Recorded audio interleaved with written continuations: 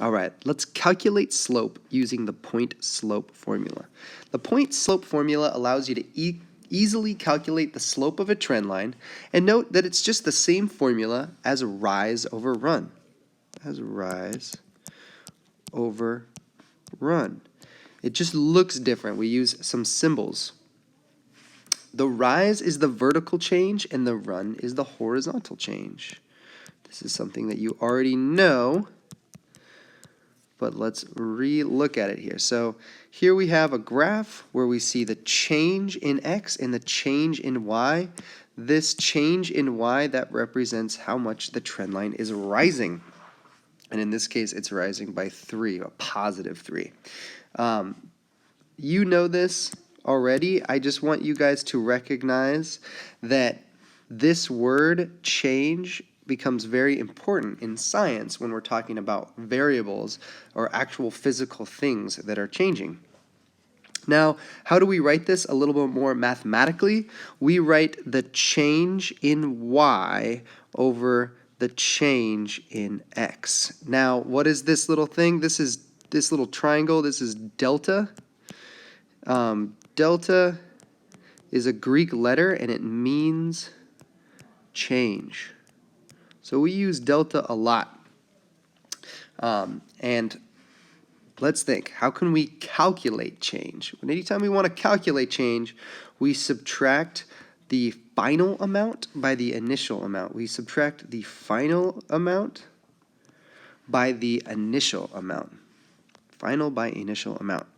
For example, if you started with 15 apples and that changed, so now you have 10 apples, you can say that there was a change of -5 apples. So you start with 15 apples, I don't know, you ate some of them, now you have 10. So what was the change? Your number of apples changed by -5 apples, okay? And just note that what did we do here with this? We had the final amount. This is our final amount. We ended up with 10 minus the initial amount. Initial means beginning, means starting point. If you initiate something, you got to start something. So, and then this would be our calculated change. That's the delta triangle that I tried to draw just now.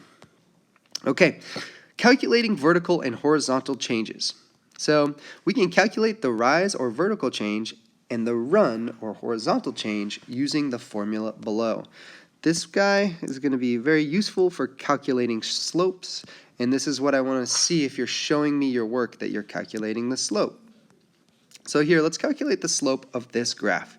We have forest rangers or number of employees on the x-axis and the forest health or the number of new saplings or how many new trees are growing in the forest on the y-axis.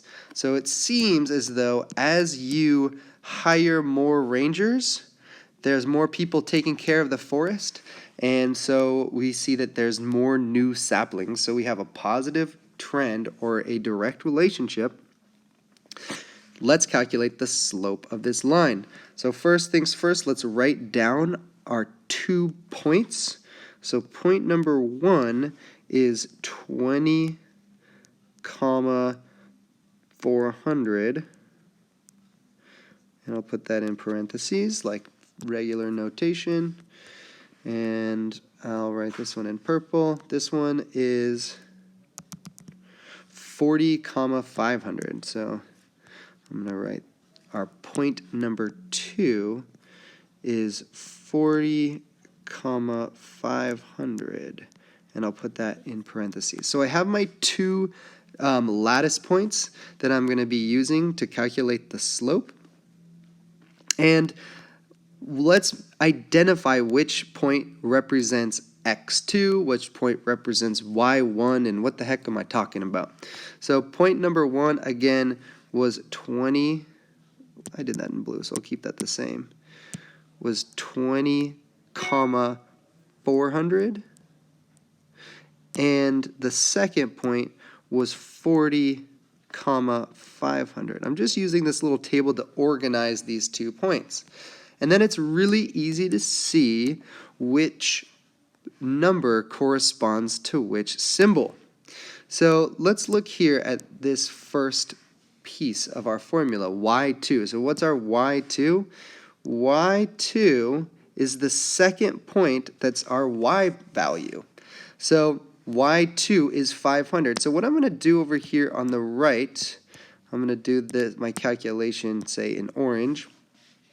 And I'm going to substitute in any value I have in place of the symbol. So the symbol is y2, but I'm not going to write y2. I'm going to write 500 minus y1. So my y1, I find y1, easy peasy, that's 400. And this, ladies and gentlemen, is the algebraic power of substitution. Instead of writing the symbol y1, I write the value. And easy peasy lemon squeezy, 40 minus 20 is x2 and x1. x2 and x1. So remember, this is the same thing as the change in y over the change in x. We have our final y2 minus initial y1. Okay, so we're conceptualizing this math problem and knowing exactly what we're doing each step of the way. 500 minus 400 is 100. 40 minus 20 is 20.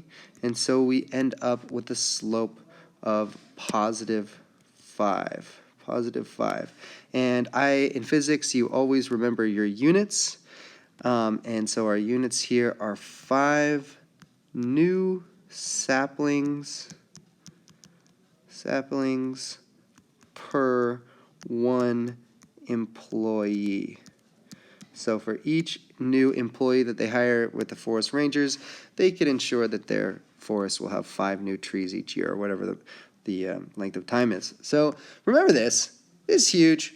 One of the most valuable tools you will have is the algebraic power of substitution. Substitution. Just like you'd sub a soccer player in for another soccer player when one person gets tired, I can sub in whatever value I have for the symbol. So instead of writing y2, I'm going to write 500. And that's 500 saplings is what that would represent. So make sure that you understand this formula. I'm going to erase this just so we can see it in its full glory. You'll use this in math class. You'll use this in physics class. I would make a flashcard of it and be able to use the point slope formula.